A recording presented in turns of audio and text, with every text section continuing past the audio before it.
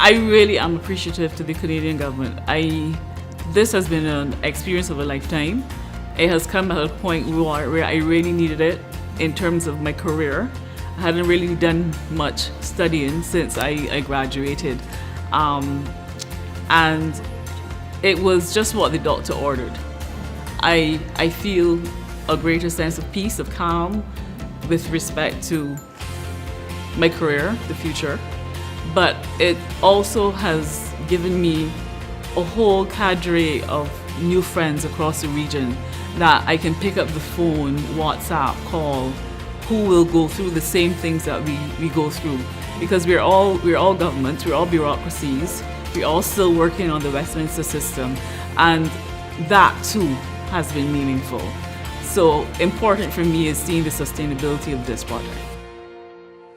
I am more confident in my role as a manager within the department. I think the relationship I have with my staff, it has improved. I mean, I was very angry most of the time if I don't get the work done or my staff is not coming to scratch with what they have to do. I am always lashing out, and at one point I thought it was me being burnt out as a leader. But since I'm on the CLP program, I've learned how to balance my life. I have now incorporated more social activities, so I was able to get some of this tension and the stress out. I'm also aware of myself, and these are my strengths as against my weaknesses. So I'm more conscious every day of what I do in the office, and I think all of these can be attributed to the program that CLP has been offering, which is, I think, is a very excellent program. So I think the program really has done a lot in terms of my ability to start seeing things differently. I really like the fact that it allows me to grow as a person, getting to know who I am, what I can do best, what I can do less best, or not as good. And embracing that, you know, just knowing who you are, working on your strengths, and getting things done better in time. As an emerging leader in the public sector in the Caribbean, the tools and the knowledge I would have gained has really given me the opportunity to discover who I am, to know where I am on a day-to-day basis. And one of the methodology I really like is, what the models is the above the line, below the line. I am now quick to recognize in myself, and I try to sell it to my colleagues that, hey, you don't stay below the line. You try to rise above it and get going, because below the line, it makes you lethargic, keeps you back, you know, you are angry, makes you don't perform effectively. So I think for me, that has been one of the best tools I've encountered in my leadership role. As a leader, I have become more aware of my leadership abilities and capabilities. My strengths and my weaknesses, I am more in tune to what they are. It has also given me the ability to know the triggers that let me go below the line.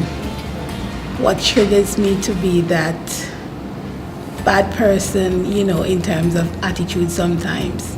But as a result of that, I've been using the tools, so I have been staying above the line most time. And one of the things that we learned is that it's not always bad to be below the line. It's not always bad.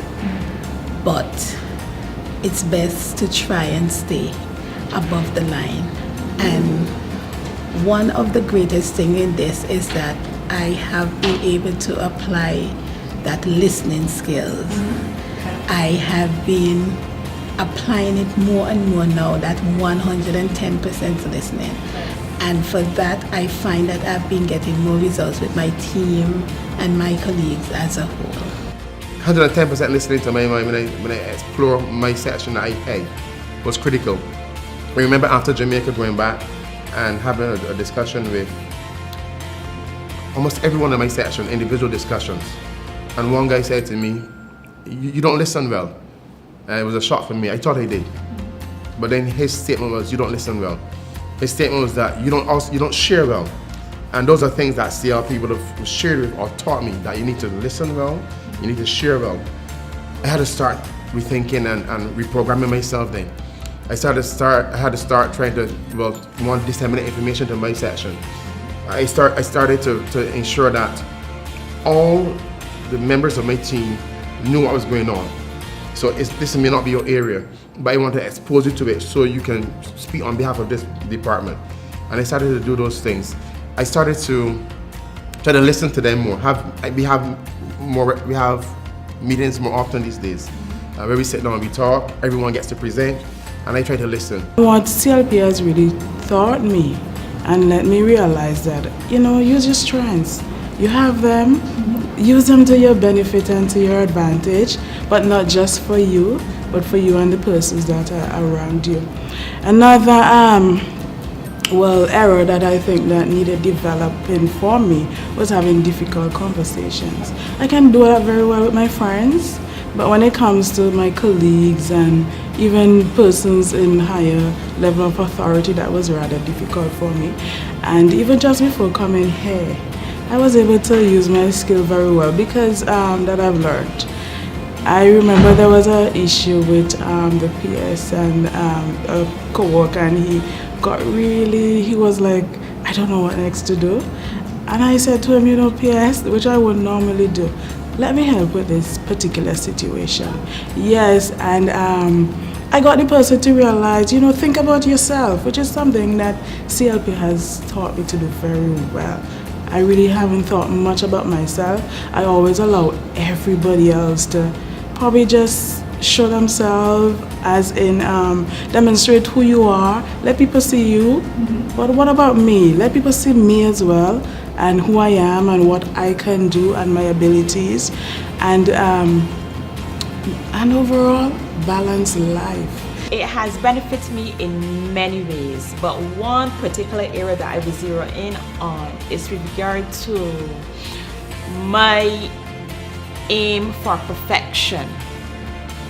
I am the type of individual that I like to see things in a certain way, and if it's not done that way, or if it doesn't, or I always aim for success, which in itself can be stressful.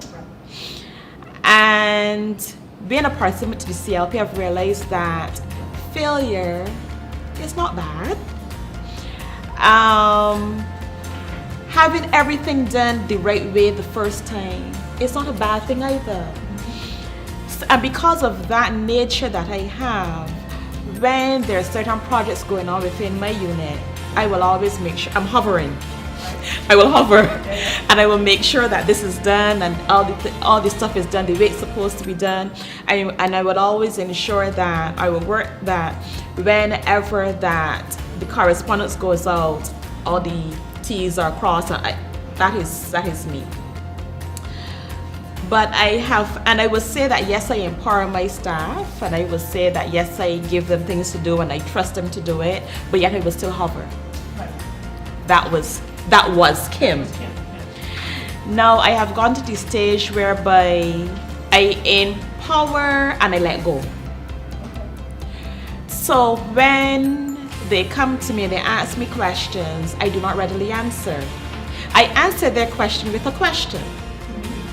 So I lead them to the point where they themselves are able to determine the correct course of action rather than me saying to them what the correct course of action should be.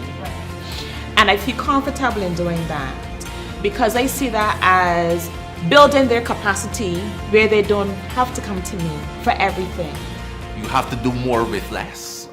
We are going to be having some serious and significant budget cuts over the coming months, and it is going to require us to be a little bit more innovative. We're going to have to be a little bit more inventive. We're going to have to work smarter and not harder. And it's going to call for my small team, comprising about nine members of staff or so, to look, because expectations have not fallen just because staff funding has. We still have the same. We still have to meet a certain level of expectations. So I believe that through more meetings and so on, we can do a little bit more brainstorming, encourage persons to share what their ideas are. I don't pretend to be the beacon of all knowledge. I could get knowledge, I could get a good idea from any person at any level within my organization at any point in time. I'll be encouraging more of the open door policy.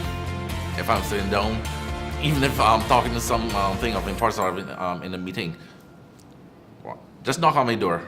Mark, what do you think about this? Or I was considering this. What do you think that we employ this particular approach, the ABC, or whatever the case may be? So I'm looking forward to it, especially post CLP, and forming that closer type of linkage and so on with my staff. More and more significant change would be listening and communicating with others. Sometimes, we like to multitask. So when people are speaking, you're listening, but you're still doing something else. So I've learned now, 110% listening. I must listen and understand what is being said. Same way I want some person to listen to me. I must listen and hear what they are saying to me as well. Staff now knows that when they speak, I will listen. I will actually hear what it is they're saying. So it allows them now to be more open in presenting their ideas, knowing that I'm actually hearing and that it will be implemented. Now this has really developed the relationship for the team and myself. In addition, there are aspects of my EQI that showed that I needed help, and that was in analysis, decision making. And I find that now that I'm listening more, that my decisions are being made after with more clarity and more understanding of how my team will be affected. In the past, you've had situations where you just listen to what you want to hear, basically. There were not times for person's explanation, and so what the program has allowed me to do is to give the person enough time. If they want to spend half an hour talking, that is it. But it has really allowed me to extend myself, extend the time that I have to understand, because sometimes within that 10 minutes or so, you might not receive the answer you want. But if you give that person another 5 minutes, you might be able to receive that information that is required for a decision. So the CLP has allowed me, and this program has allowed me to not necessarily 110%, but maybe 120. Asking powerful questions. I think that was really an insightful experience for me. And it made dovetail into how you have conversations. Because before it was a matter of just hearing what was on the surface or what was presented to you and responding accordingly, and you find that you may be making a decision that you haven't got to the root of the problem. And I find that I keep saying it over and over to anybody who asks me what's happening. I carried it home with me. So even discussions, and I want to call them discussions, with my wife, they're taking a different format now, where questions are being asked. I like how Winston said it, where dig deep, because there's something else. Find out what that something else is. And you find that I have been exercising that a little bit more, and I would recognize that that whole phenomenon is really playing out itself in me through the course. I never used to do that. You just react to what was, and you move on. And you never used to take consideration. You said it, you did it, and that's it. But just to ask those powerful questions and follow up with questions, and you really get a full understanding now of how the tone of the discussions may change in the whole process. I have started a journey of more determined self-reflection, more engaged acknowledgement of service and participation and engagement with my team members, a different approach in terms of contributing to decisions regarding matters that lie outside of my control that were, tremendously influential in my stress level and so on. And so through it all, I think that I am, now building my capacity for better self-management in a work environment. Certainly what I am taking away from all of this wonderful experience is creating better balance. I tell you, there's nothing else that I can be more appreciative of than to be able to balance my life, because before being a participant, I have had such a hectic schedule. Now I'm exercising, now I'm walking, now I am relaxing, and I'm telling you, I feel less stressed. So if that's the only thing that this program has offered to me, I know that my life is going to be far better because I will be around for a longer time. The biggest impact CLP has had on my leadership behavior is being able to let the process go, because I was very result driven. The process of getting there was not important to me, but the result. And if I had to do it on my own, if emotions were left out, and if I wouldn't care about what was happening to the people I lead behind the scenes, that was not important. That was not necessarily important to me. I was result driven. But what I've learned in CLP is that the process is also as important, even more important than the result, because even if the result is not the way that I have mapped it out in my mind and the way I want it to be, at the end of the day, I will know that if I trust those who I lead and if I can empower those who I lead, then at the end of the day, they will know that they were given the opportunity to try and they were able to make mistakes. But even though it wasn't the way we planned it, that at least they got to share in that experience and that they got to take away from the process. The leadership concepts that I was exposed to are continuing so far in the program have been really, really helpful. And what I can truly say that I've gotten from it the most and I've found myself practicing is reflection. Because I'm really do the task, get it over with kind of person, especially in instances where it's not my favorite thing to do. And what I realized from CLP is that reflection is critical. For every project, for every program you complete, you need to look back and see what worked, what went wrong, and how you can improve going forward. And that is a discussion you need to have with your team members and persons who you lead, so they can further develop their own skills, know how to transition from things going wrong to things being better, and just generally how to cope better with projects. As a leadership program, I think one of the main things I'm taking away is tolerance. I'm a very impatient person, and I think that came out a lot in my leadership styles over the years. And even in my EQI, I had very high scores because a lot of the things that the EQI spoke about or looked at, as a psychologist, these are things that I cover all the time. And one of the things that came out was, a bit of impatience and tolerance towards change, because whilst I like people to be innovative, I like to encourage persons to feel inspired to come up with ideas. At the same time, I am always placed in a position where, this is government mandate. This is what they say they want. So I can't really flex, as much as I would like.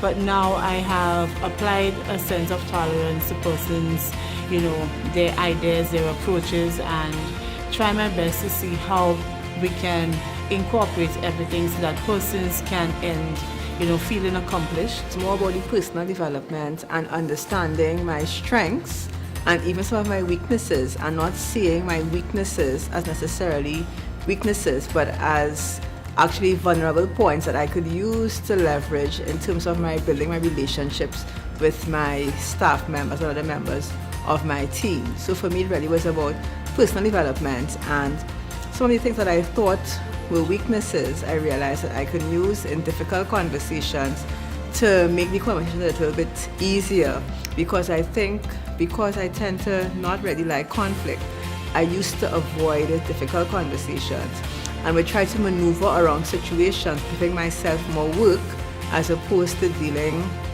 directly with issues which would have perhaps addressed some of the concerns that I would have had to work around. I've grown up a lot over this project, especially as a younger person, you know. I've spent a lot more time having conversations with myself. That's been reflective and interesting and deep and strange, and I've grown to like these conversations. The asking powerful questions, that whole principle has been very useful, not only to in unearthing my leadership style, but in unearthing my own self, you know, to be more well-paced. I'm trying to understand this whole concept of mastery.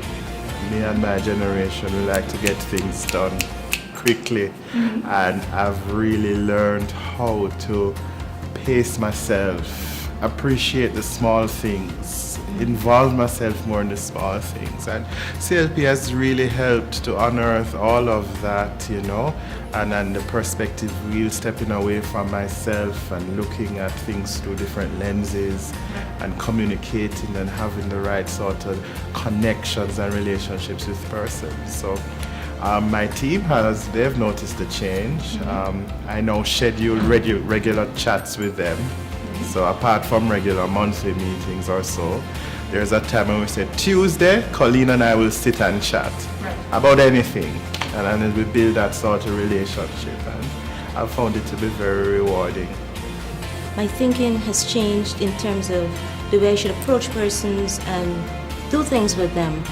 I must emphasize that the whole aspect of having difficult conversation, it was the most challenging thing for me, and I have learned I'm not to that full stage of readiness, but I'm taking the small steps to get there. But I know that because of the way that I'm preparing myself now for difficult conversations, I'm in a better place than when I first entered the project. The whole learning experience here was really dynamic for me. It made me realize that as a leader, I need the change that I expect, I need to be able to change also. It cemented something for me that was very important, that I have to be able to trust the process if I want to be this confident and courageous leader. I'm not the kind of person, for me, I like to do things myself. I think that's how I get it done, if I do it myself. And I had to come to a point where I was able to trust the process, trust other persons, trust my team, that they're just as knowledgeable, they're just as, they have that same skill set to carry out that, whatever it is, just like me. So I just had to learn to trust them and to be a better team player. The change that I have experienced through CLP is really believing in myself, believing that leadership resides in me. Initially, I was a very reluctant leader. Leadership has always been put upon me, not for me going to be a leader. But CLP has taught me to look at myself, but not only to look at my present state, but to analyze how my past affects my behavior now, and how I can use my strengths now to develop my leadership. I can truly say that I have learned to appreciate my followers more than ever before. I've learned to distill my possessions through that whole medium of serving and empowering my followers and fellow leaders who work alongside me. So I can say that all in all, I think CLP has created a platform so that I can be a better me. And being a better me, it means that I can lead others better. The one thing that I would want to focus on at this point in time is on understanding or appreciating the need for feedback. Now, what has happened over time is that you go through a certain practice and you believe that you're doing it well. But what I've come to appreciate now is that the perspective of those persons that you interact with, persons that you depend on, persons who depend on you, that their feedback is crucial, because how you feel about what you're doing is not necessarily the same in terms of how they feel about what you're doing. So I've come to appreciate the need for feedback. As far as it relates to that, I'm also appreciative of the fact that feedback needs to be consistent in terms of on a regular basis. And you hope that you have positive feedback, but perchance it is not positive.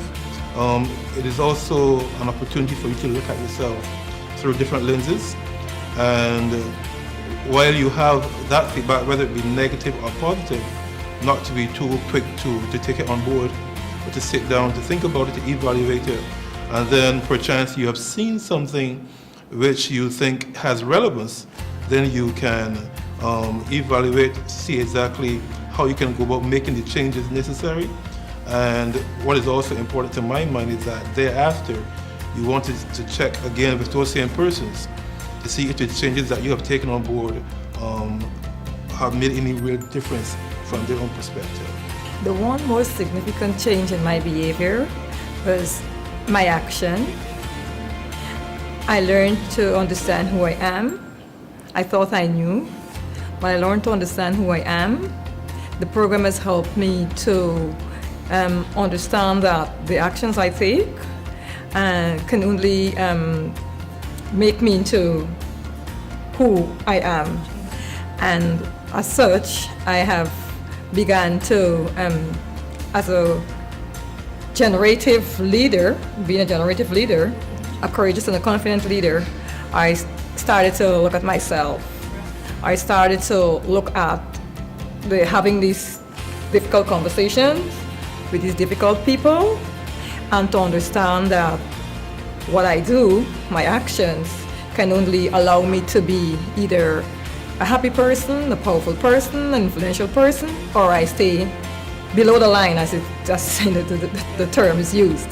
So the program has definitely helped me to aspire to be that courageous and confident leader. I think I started the journey a bit shy in my work environment. I'd be the person in the meeting just sitting there not contributing. And over the course of the project, I've learned the importance of quiet confidence. I haven't become like a loud, boisterous person overnight, but what I've developed is the ability to not be afraid to stand up and share ideas and, just to contribute to the outputs of the organization. I've also developed a better working relationship with my supervisor as a result of me being more open and, sharing more. So I think this program or project or journey has instilled in me a quiet confidence that also has transferred to my private life in terms of my tennis and my tennis results and stuff. So it's been a great journey for me. I think one of the most significant change in my journey is the whole question of tackling difficult conversations. That resonated with me because I find that previously, prior to the program, there were issues that were very sensitive in the organization, which I would either have avoided or perhaps procrastinated about. However, after having gone through the program, I find that I'm now able to tackle issues more in terms of trying to resolve them rather than leaving them to fester. Another thing which I find resonated with me was the whole idea of confident and courageous leadership. in that I believe now that I may not have the strength or the skills in every area, but if an issue has to be dealt with, I really need to find the courage to say that if it's something that needs to be dealt with, then I have to find the resources and go ahead and deal with it. CLP was quite interesting for me because it made me reflect on the way I do things and why I do things the way I do things. And one of the things that I realized was the influences from my childhood, for example, that has impacted on me. Another thing that CLP has done is it's made me more conscious of how I impact on other persons around me and trying to control my very strong personality, which I do have, and appreciating that everyone is not in the same place that I am and giving allowances. So it's taught me to be a little more gracious of other persons. And interestingly for me, it's also taught me to use my strengths as opposed, because I think the natural thing that we all do is that we focus on our weaknesses. So it taught me to use my strengths and to actually build on the strengths and to minimize the weaknesses.